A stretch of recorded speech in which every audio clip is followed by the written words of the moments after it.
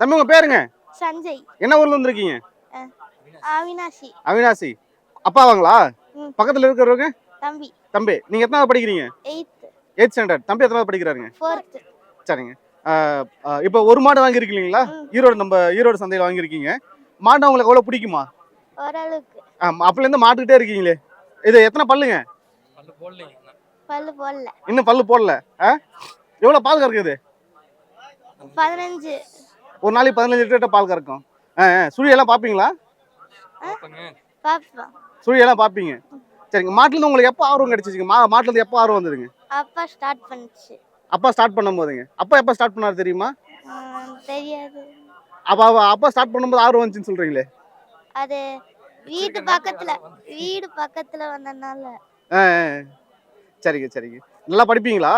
ஓரளவுக்கு. 15 லிட்டர் பால் கறக்குன்னு சொல்லியிருக்கீங்க. நம்ம ஏரியாவில் பால் எல்லாம் எவ்வளோ ரேட் போயிட்டு இருக்கு?